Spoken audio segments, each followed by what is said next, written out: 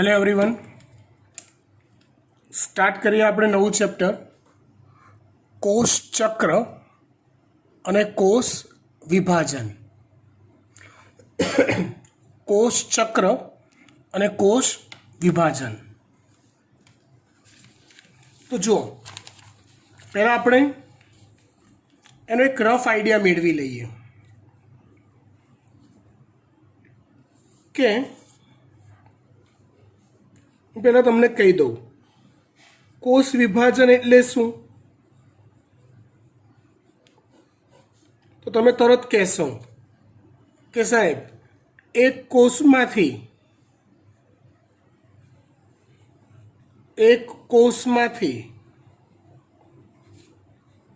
બે કોષ બનવાની પ્રક્રિયા, જેને કોષ વિભાજન કહેવાય. એક કોષમાંથી બે કોષ બનવાની પ્રક્રિયા, જેને કોષ વિભાજન કહેવાય. હવે જો કોષ વિભાજનના બે પ્રકાર હોય. એક સમસૂત્રી ભાજન અને બીજો પ્રકાર છે અર્ધસૂત્રી ભાજન. કયા બે પ્રકાર હોય? સમસૂત્રી ભાજન અને અર્ધસૂત્રી ભાજન. અહીંયા સમનો અર્થ થાય સમાન, સરખા. સૂત્ર એટલે રંગસૂત્રો. ભાજન એટલે કે વિભાજન. એટલે સમસૂત્રી ભાજન એટલે એવું કોષ વિભાજન કે જેના અંતે ઉત્પન્ન થયેલા બાળ કોષમાં એકમાંથી બે કોષ બને ને, હા, તો એવું વિભાજન કે જેમાં એકમાંથી જ્યારે બે કોષ બને તે બંને કોષોમાં રંગસૂત્રોની સંખ્યા પિતૃકોષમાં, મૂળ કોષમાં જેટલી રંગસૂત્રોની સંખ્યા હોય એટલી જ હોય. દાખલા તરીકે આ કોષની અંદર 46 રંગસૂત્રો હોય, 46 રંગસૂત્રો હોય ધારો કે, તો એમાંથી જે બે બાળકોષ બને ને એ બંને બાળકોષોમાં રંગસૂત્રોની સંખ્યા 46 જ હોય. બંને બાળકોષોમાં રંગસૂત્રોની સંખ્યા કેવી હોય? 46 જ હોય. તો અહીંયા એકમાંથી બે કોષ બન્યા એટલે આને કોષ વિભાજન થયું એમ કહેવાય. પણ એમાં રંગસૂત્રોની સંખ્યા એક સમાન જળવાઈ રહે છે, એક સમાન જળવાઈ રહે છે, માટે એને કહેવાય સમસૂત્રી ભાજન. અર્ધસૂત્રી ભાજનમાં જો 46 રંગસૂત્ર કોષમાં હોય તો એમાંથી બાળકોષો બને તે બંને બાળકોષોમાં 23 રંગસૂત્રો હોય. મતલબ કે રંગસૂત્રોની સંખ્યા અડધી થઈ જાય. અર્થ ખબર પડી ગઈ? વિભાજન સૂત્ર અર્ધ, જે કોષ વિભાજનને અંતે ઉત્પન્ન થયેલા બાળકોષમાં રંગસૂત્રની સંખ્યા પિતૃકોષમાં રહેલા રંગસૂત્રોની સંખ્યા કરતાં અડધી હોય તો એને અર્ધસૂત્રી ભાજન કહેવાય. અને જો સેમ ટુ સેમ હોય તેને સમસૂત્રી ભાજન કહેવાય. રંગસૂત્રો એ જોડીમાં ગોઠવાયેલા હોય કોષમાં, તો આને ધારો કે હું 2n કહી દઉં. n બરાબર જોડ, તો ટોટલ 23 જોડ રંગસૂત્રો છે એવું સમજવાનું. n બરાબર જોડ તો ટોટલ 23 જોડ રંગસૂત્રો છે. 23 દુ 46 અને અહીંયા પણ 2n 2n જ હોય. એટલે 2n રંગસૂત્ર ધરાવતો કોષ એમાંથી જે બાળકોષો બને એમાં પણ 2n રંગસૂત્રો જ હોય તો એને સમસૂત્રી વિભાજન કહેવાય. અને જો 2n રંગસૂત્રો ધરાવતો કોષ હોય ને એમાંથી nn રંગસૂત્રો ધરાવતા કોષ બને તો એને અર્ધસૂત્રી વિભાજન કહેવાય. કોષ વિભાજનના આ બે પ્રકાર છે.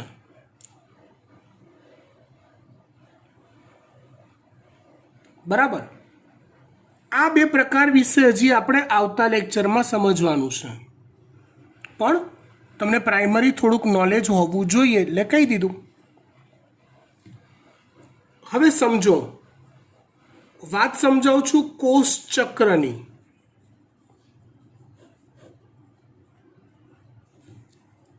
જેને અંગ્રેજીમાં કહેવાય સેલ સાયકલ. ચક્ર એટલે શું? તો કે રાસાયણિક પ્રક્રિયાઓમાં કે આવી કોઈ પ્રક્રિયાઓમાં એકની એક પ્રક્રિયા જો વારંવાર ફરીને થતી હોય તો એને ચક્ર કહેવાય છે.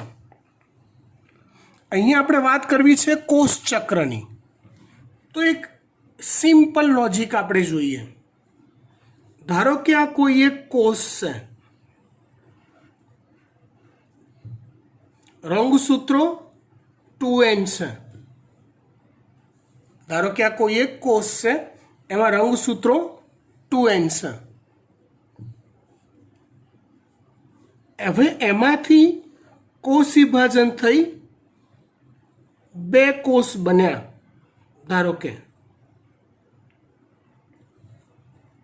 બંને 2n 2n જ બન્યા એટલે રંગસૂત્રો એના એ જ છે, મતલબ કે આ સમસૂત્રી વિભાજન જ છે. આ કોષ છે એ પુખ્ત કોષ છે, પરિપક્વ કોષ છે, મોટો કોષ છે. હવે એમાંથી જ્યારે કોષ વિભાજન થઈને આ જે નવા કોષો બને એને બાળકોષ કહેવાય છે.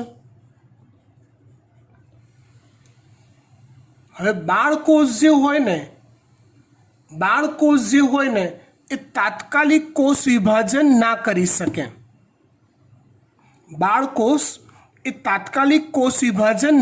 શકે.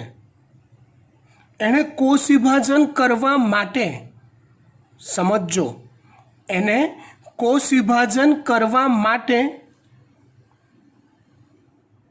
એક ચોક્કસ અવસ્થામાંથી પસાર થવું પડે છે, અથવા વૃદ્ધિ પામીને એને મોટા બનવું પડે છે, અથવા પુખ્ત થવું પડે છે. એ જ્યારે પુખ્ત થાય પછી જ એ કોષ વિભાજન કરી શકે છે અને ફરી પાછું એમાંથી બાળકોષો બને છે.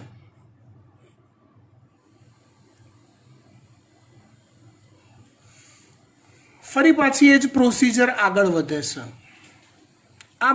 આ પ્રક્રિયા ચાલ્યા કરે છે. જો આવું ચાલુ રહેતું હોય તો તમે જુઓ, પુખ્ત કોષ, કોષ વિભાજન, બાળકોષ ફરી પાછા પુખ્ત કોષ બને, પુખ્ત કોષમાંથી ફરી પાછા નવા બાળકોષો બને, હે ને? આ સાયકલની જેમ કામ કરે છે. સમજો, એકની એક પ્રોસેસ રિપીટેડ થયા કરે છે. એકની એક પ્રોસેસ. ખબર પડી વાત? આ પ્રોસેસમાં આ જે પુખ્ત કોષ છે એમાંથી બાળકોષ બને, પુખ્તમાંથી બાળકોષ બને. એ તબક્કાને એમ તબક્કો કહેવાય છે. એમને અંગ્રેજીમાં કહેવાય માઇટોસિસ. શું કહેવાય? માઇટોસિસ અથવા વિભાજન તબક્કો.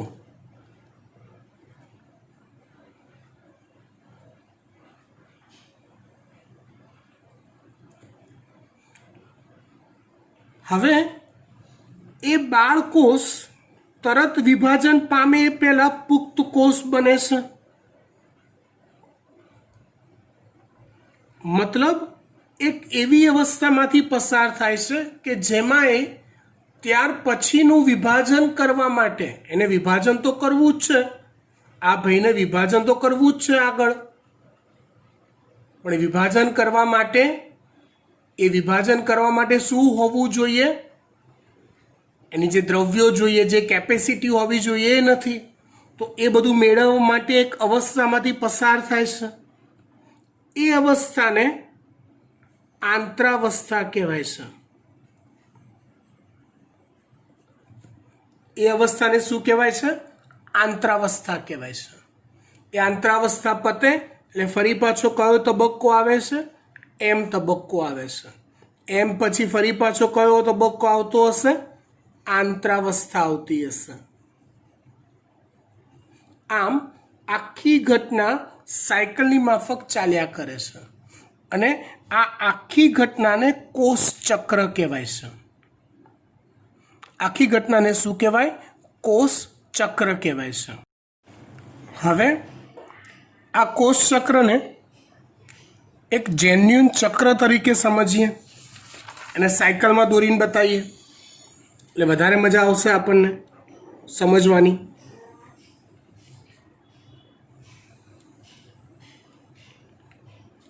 જો ધારો કે આ ચક્રમાં આ જગ્યાએ છે પુખ્ત કોષ,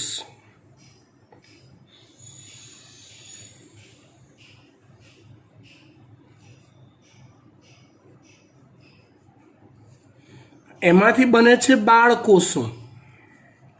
પુખ્ત કોષ એમાંથી બને છે બાળકોષો. સમજો,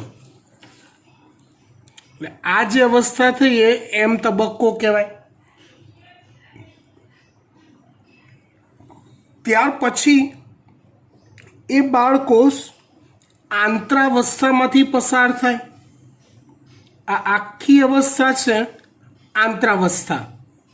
કોષ આંતરાવસ્થામાંથી પસાર થાય અને છેલ્લે ફરી પાછો પુખ્ત કોષ બની જાય અને ફરી પાછું વિભાજન. કઈ અવસ્થા છે આ? તો કે આંતરાવસ્થા છે.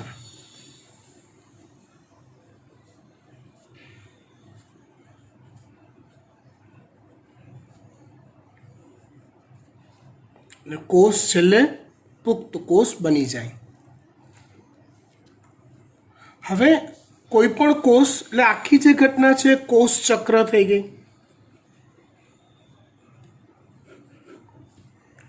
કોષ ચક્રમાં કોષ લગભગ 5% જેટલો સમય એમ તબક્કા પાછળ આપે છે. એટલે બાકીનો 95% જેટલો ટાઈમ કોષ એ આંતરાવસ્થામાં પસાર કરે છે.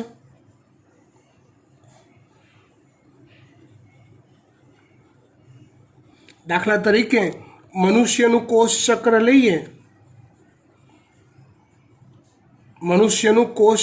લઈએ, તો એક કોષમાંથી 2 કોષ બનવાની પ્રક્રિયા વિશે વિચારીએ તો એ કોષ ચક્ર 24 કલાકનું હોય છે.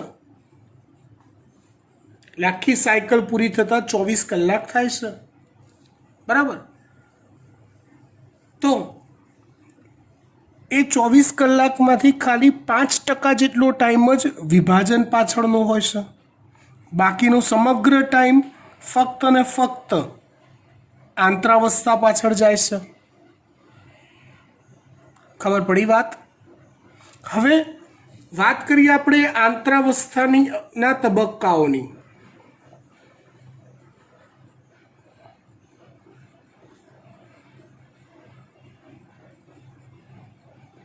તેના 3 તબક્કાઓ હોય આંતરાવસ્થાના.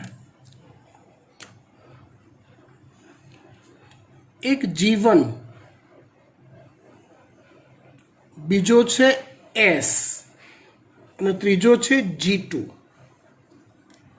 જીવન, એસ અને G2 આંતરાવસ્થાના 3 તબક્કાઓ હોય, G1, S અને G2.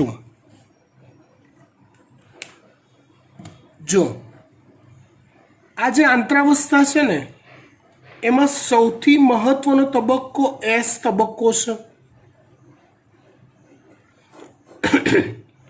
જેમાં રંગસૂત્ર દ્રવ્ય, જેને અંગ્રેજીમાં ક્રોમોઝોમ કહેવાય છે,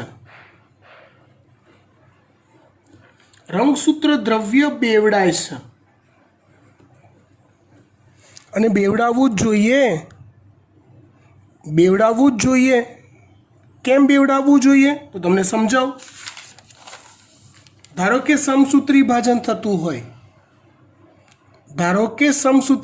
થતું હોય તો એક કોષ પાસે 46 રંગસૂત્ર છે, તેમાંથી જે બંને બાળ કોષ બને તો બંને પાસે 46 રંગસૂત્રો કેવી રીતે આવે? સમજો, આની પાસે જેટલા DNA છે, ઇન શોર્ટ રંગસૂત્રોનું મૂળ ઘટક કોણ તો કે DNA, તો કે આની પાસે જેટલા DNA છે એટલા બધા જ DNA આની પાસે કેવી રીતે આવે? સિમ્પલ આન્સર, એ DNAનું સ્વયંજનન થતું હશે, એ DNA બેવડાતા હશે, એકમાંથી 2 DNA બનતા હશે દરેક કે દરેક. તો એ જે DNAનું બેવડાવવું છે એને કહેવાય છે રંગસૂત્ર દ્રવ્યનું સંશ્લેષણ. વાત સમજજો, આની પાસે 46 રંગસૂત્ર છે, આ બંને પાસે 46 આયા, મતલબ આની પાસે જેટલા DNA છે એટલો પૂરેપૂરો જથ્થો આની પાસે બી છે અને આની પાસે બી છે. કેવી રીતે આવે? તો કે જથ્થો બેવડાયેલો હોવો જોઈએ, તો જ બંનેને સરખે ભાગે વહેંચી શકાય. તો એ જે તબક્કો છે S તબક્કો છે કે જેમાં રંગસૂત્ર દ્રવ્ય અથવા ક્રોમોઝોમ બેવડાય છે. આમાં બાળકોષ બને પછી એમાં રંગસૂત્ર દ્રવ્ય S તબક્કામાં બેવડાય. એટલે આમ જોવા જાઓ તો કોષ વિભાજનમાં આખું કોષ ચક્ર ગણો તો આ એક M તબક્કો અને બીજો છે આ S તબક્કો, જે મેઇન પાર્ટીઓ છે. કેવી પાર્ટીઓ છે? મેઇન પાર્ટીઓ, મુખ્ય પ્રક્રિયાઓ. G1 જે છે ને એને ગેપ 1 કહેવાય અથવા અવકાશ 1 કહેવાય, અને G2 જે છે ને એને ગેપ 2 કહેવાય અથવા અવકાશ 2 કહેવાય. ગેપ મુખ્ય પ્રક્રિયાઓની વચ્ચે આવતો ગેપ. એટલે M પ્રક્રિયા પૂરી થાય અને S પ્રક્રિયા શરૂ થાય, એ બેની વચ્ચે હોય G1, જેમાં કોષ શું કરે તો કે S પ્રક્રિયા કરવા માટેની પૂર્વ તૈયારીઓ કરે. સમજો, જીવનમાં કોષ શું કરે? S પ્રક્રિયા પૂરી કરવા માટેની પૂર્વ તૈયારીઓ કરે. ચલો, S પૂરું કર્યું પછી મેઇન પ્રક્રિયા કઈ કરવાની છે તો કે M એટલે કે કોષ વિભાજન. તો એમાં કોષ શું કરે તો કે G2 કરે. મતલબ S પૂરું થાય એટલે G2 માંથી કોષ પસાર થાય તો એના અંતે એ કોષ વિભાજન કરવા માટે સજ્જ થઈ ગયો હોય. ખબર પડી વાત? ચાલો, આટલી બેઝિક વાતને પકડીને હવે ટેક્સ્ટબુકની થિયરી આપણે રીડ કરીએ અને વચ્ચે વચ્ચે જ્યાં સમજવા જેવું લાગતું હશે ત્યાં હું સમજાવીશ. ડન?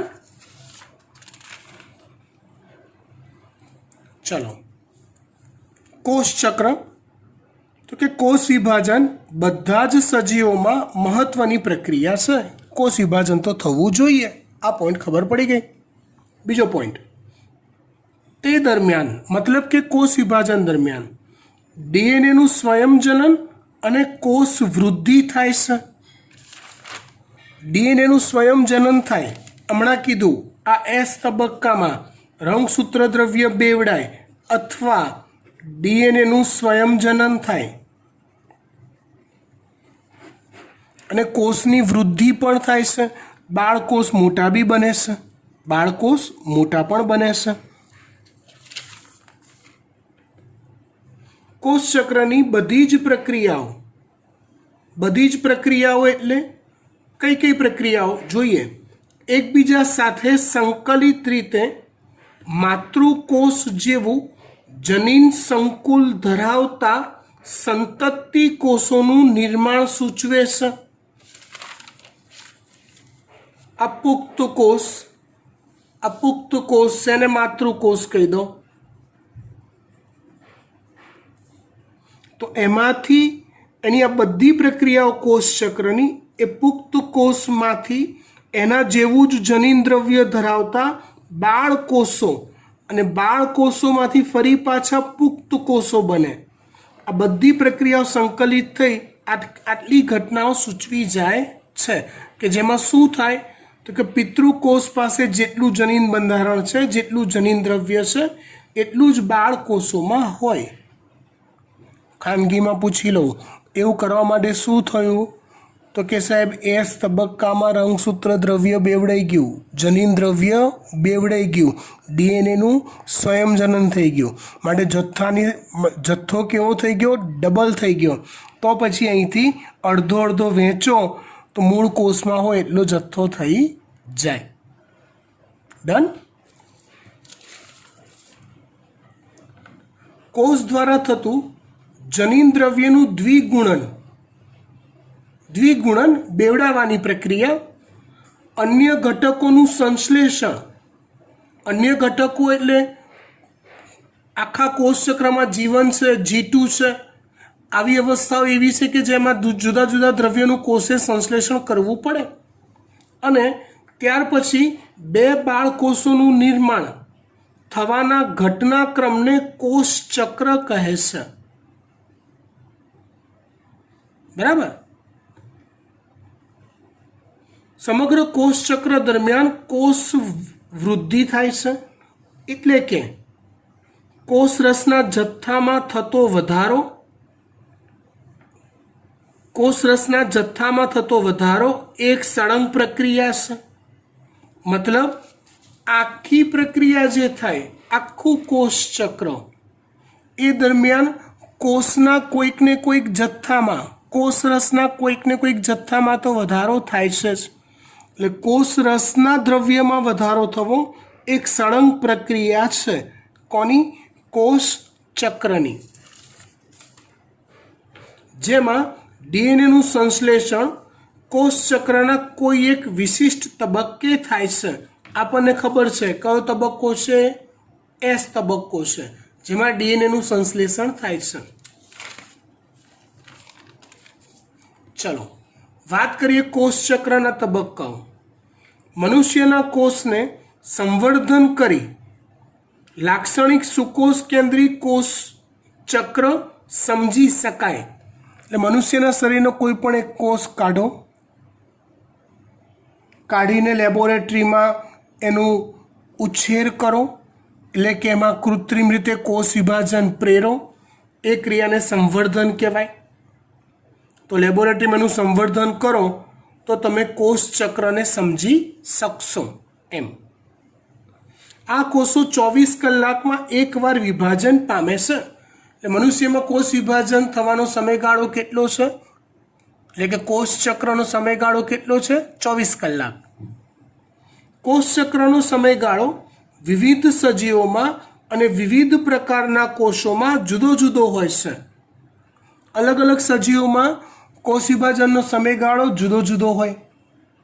ઇવન એક જ શરીરમાં અલગ અલગ કોષોમાં પણ અલગ અલગ વિભાજનનો સમયગાળો હોય છે.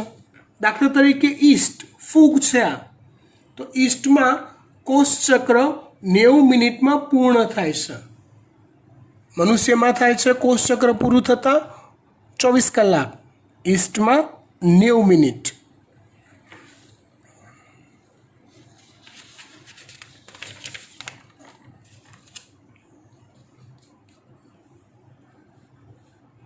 જો કોષચક્રને બે મુખ્ય તબક્કાઓમાં વહેંચી શકાય, એક આંતરાવસ્થા અને બીજો એમ તબક્કો, જે આપણે જોઈ ગયા હમણાં જ. એમ તબક્કામાં વાસ્તવમાં કોષ વિભાજન કે સમસૂત્રી વિભાજન થાય છે. એમ તબક્કામાં શું થાય છે? કોષ વિભાજન કે સમસૂત્રી વિભાજન. આવા બે ક્રમિક એમ તબક્કાઓની વચ્ચેની સ્થિતિને આંતરાવસ્થા કહે છે. આ એક એમ તબક્કો આ પૂરો થયો, બીજો એમ તબક્કો શરૂ થયો, તેની વચ્ચેની આ જે સ્થિતિ છે એને શું કહેવાય છે? તો કે આંતરાવસ્થા કહેવાય છે. શું કહેવાય છે? આંતરાવસ્થા.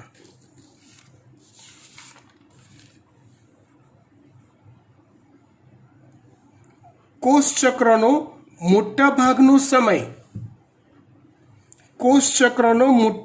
સમય કોષ આંતરાવસ્થામાં પસાર કરે છે. આશરે 95% જેટલો. બાકીનો 5% જેટલો સમય વિભાજન કે એમ તબક્કામાં પસાર કરે છે. એમણે આપણે જોયું જ.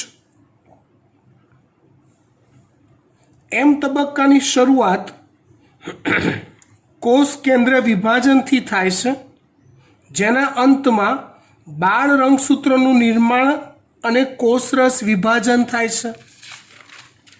એમ તબક્કાની શરૂઆત કેવી રીતે થાય? કહું હો બેટા. જો ધારો કે આ કોષ છે, આ એનું કોષ કેન્દ્ર છે.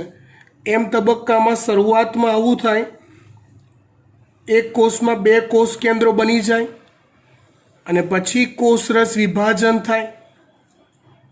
એટલે પહેલાં કોષ કેન્દ્ર વિભાજન થાય, જેમાં રંગસૂત્રોનું બધું વહેંચણી પ્રોસેસ પૂરી થઈ જાય અને પછી કોષરસ વિભાજન થાય અને બે બાળકોષો બની જાય.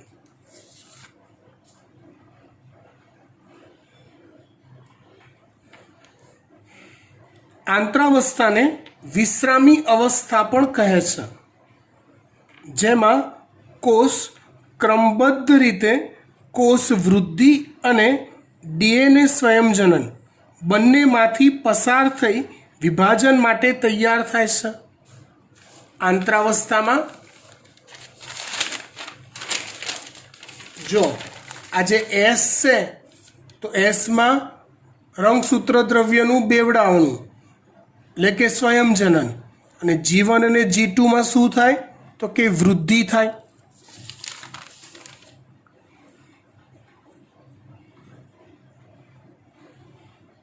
આંતરાવસ્થાના 3 ઉપતબક્કાઓ છે. કયા 3? તો જીવન તબક્કો સમભાજન અને ડીએનએ સ્વયંજનનની શરૂઆતની વચ્ચેનો તબક્કો છે. આ એમ પ્રક્રિયા વિભાજન પૂરું થયું અને ડીએનએ સ્વયંજનન એસમાં શરૂ થાય. આમાં તેની વચ્ચેનો ગાળો છે, સમયગાળો છે, જીવને તબક્કો છે. આ અવસ્થામાં કોષ ચયાપચયિક રીતે સક્રિય હોય છે. ટૂંકમાં કોષ ચયાપચયની પ્રક્રિયાઓ કરતો હોય. કોષ સતત વૃદ્ધિ કરે છે, પરંતુ ડીએનએ સ્વયંજનન કરતો નથી. વૃદ્ધિ કરે, કદ વધારે, ગોલ્ગીકાય, કણાભસૂત્ર, જે બી દ્રવ્યો, જે બી અંગિકાઓની જરૂર હોય એ બધો જથ્થો બનાયા કરે કોષ. ડીએનએનું સ્વયંજનન કરે નહીં. બીજો તબક્કો એસ તબક્કો. આ તબક્કા દરમિયાન ડીએનએનું સંશ્લેષણ કે તેનું સ્વયંજનન થાય છે. ડીએનએનું સંશ્લેષણ કે તેનું સ્વયંજનન થાય છે. આ તબક્કામાં પ્રત્યેક કોષમાં ડીએનએની માત્રા બમણી થઈ જાય છે. ડીએનએનો જથ્થો બેવડાઈ જાય છે. જો ડીએનએની શરૂઆતની માત્રા 2C, અહીંયા સીનો અર્થ સમજવાનો છે ક્રોમોઝોમ, જથ્થો છે, સંખ્યા નથી, જથ્થો છે ડીએનએનો. આ 2C હોય તો તે વધીને 4C થઈ જાય છે. જથ્થો છે એટલે કદમાં વધે, એટલે 2C જથ્થો હોય તો વધીને કેટલો થાય છે? 4 ક્રોમોઝોમ થઈ જાય છે. સી એટલે ક્રોમોઝોમ. છતાં પણ રંગસૂત્રોની સંખ્યામાં કોઈ વધારો થતો નથી. તો ઇન શોર્ટ શું થયું ખબર છે? હું તમને સમજાવું. જો એક જ મિનિટ.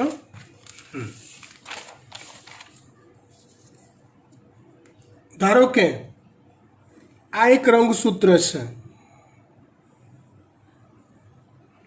આ હવે એની અંદર આવેલા જેટલા બી ડીએનએ હોય એ બધા સ્વયંજનન પામી ગયા. પછી તો કે રંગસૂત્ર દ્રવ્યોનો જથ્થો વધી ગયો. તો આવું થશે.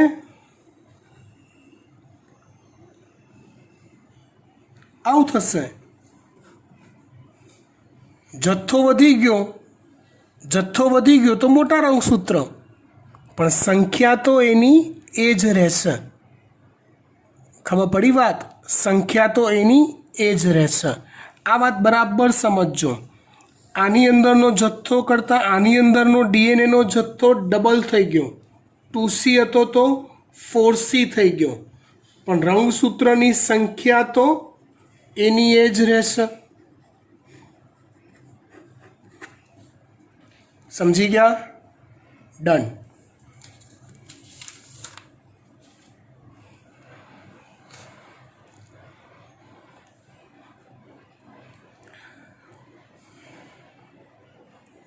ચલો, પ્રાણી કોષમાં એસ અવસ્થા દરમિયાન કોષ કેન્દ્રમાં ડીએનએના સ્વયંજનનની શરૂઆત થવાની સાથે જ તારા કેન્દ્રના કોષરસમાં દ્વિગુણનની પણ શરૂઆત થવા લાગે છે.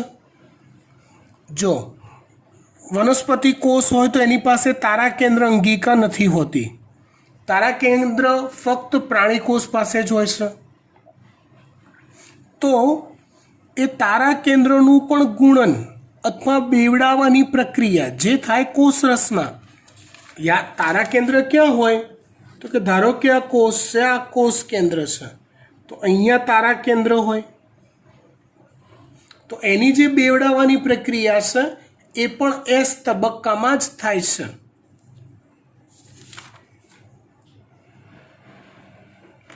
G2 તબક્કો. આ તબક્કા દરમિયાન સમભાજનની તૈયારી સ્વરૂપે પ્રોટીનનું સંશ્લેષણ થાય છે. સમભાજનની તૈયારી સ્વરૂપે પ્રોટીનનું સંશ્લેષણ થાય છે અને કોષની વૃદ્ધિ સતત ચાલુ રહે છે. મતલબ આના પછી એમ તબક્કો આવશે, તેના માટેની તૈયારી સ્વરૂપે જે બી પ્રોટીન જોતા એનું નિર્માણ થાય અને કોષની વૃદ્ધિ ચાલુ રહેશે. એક વિશિષ્ટ વાત કરીએ G0 અવસ્થાની. ધ્યાન આપજો. પુખ્ત પ્રાણીમાં કેટલાક કોષો કોષ વિભાજન પામતા નથી, જેમ કે હૃદયના કોષો. હૃદયના કોષ તમારા જન્મ સમયે બની ગયા, પછી એ નવું કોષ વિભાજન પામતા નથી. અને બીજા અનેક કોષો ક્યારેક જ કોષ વિભાજન પામે છે. દાખલા તરીકે ચલો, મારું હાડકું તૂટી ગયું, તો તૂટી જશે તો પછી એની જાતે સંધાઈ પણ જશે. તો સંધાઈ જવું, હું પ્લાસ્ટર લગાવું વ્યવસ્થિત, તો હાડકું જાતે સંધાઈ જાય. તો સંધાઈ જવું એનો અર્થ શું સમજવાનો? ફરીવાર નવું કોષ વિભાજન શરૂ થયું. એકવાર જો વાત સમજો, આવું હોય કે કોષ વિભાજનની પ્રક્રિયા ચાલી. હવે જ્યારે કોષ વિભાજનની જરૂર ના હોય ત્યારે એ પ્રક્રિયા જીવન પ્રક્રિયાના એન્ડમાં એને અટકી જાય, સ્ટોપ થઈ જાય, જેને G0 તબક્કો કહેવાય. જે કોષો હવે કોષ વિભાજન પામતા નથી એ કોષો કઈ અવસ્થામાં હશે? તો કે G0 અવસ્થામાં એ સ્થાયી હશે. જીવન પૂરું કર્યા પછી જો ક્યારેક એવું થયું કે ફરી પાછી વિભાજનની જરૂર પડી, મસલ ક્રેક થઈ ગયો, નવા મસલ કોષો બનાવવા પડ્યા, સમજો ફરી પાછું જ્યારે વિભાજન કરવાની જરૂર પડી ત્યારે G0 S આવે, S થી G2, પાછું M, પાછું G1 S G2M, G1 S G2M, G1 S G2M. બસ પતી ગઈ, જરૂર પૂરી થઈ ગઈ. હા ચલો G1 પૂરું કર્યું, કાર પાર્ક કરી દો, સ્ટોપ. એ સ્ટોપ અવસ્થા એટલે કઈ કહેવાય? G0 અવસ્થા કહેવાય. પુખ્ત પ્રાણીમાં કેટલાક કોષો કોષ વિભાજન પામતા નથી. દાખલા તરીકે હૃદયના કોષ અને બીજા અનેક કોષો ક્યારેક જ કોષ વિભાજન પામે છે. ક્યારેક જ. જ્યારે ક્ષતિગ્રસ્ત કે મૃત કોષોને સ્થાને નવા કોષો રચવાના હોય ત્યારે જ આ કોષો વિભાજન પામતા હોય છે. આવું ત્યારે થાય છે. કેવું? તો કે કોક વાર કોષ વિભાજન પામવાનું હોય એવું. આ કોષો કે જે ફરીથી વિભાજન પામતા નથી તે જીવન અવસ્થામાંથી નીકળીને એક નિષ્ક્રિય અવસ્થામાં પહોંચે છે, જેને કોષ ચક્રની વિરામી અવસ્થા G0 કહે છે. આ અવસ્થામાં કોષો ચયાપચયની દ્રષ્ટિએ સક્રિય હોય છે પરંતુ વિભાજન પામતા નથી. તેનું વિભાજન આવશ્યકતા હોય તો જ થાય છે.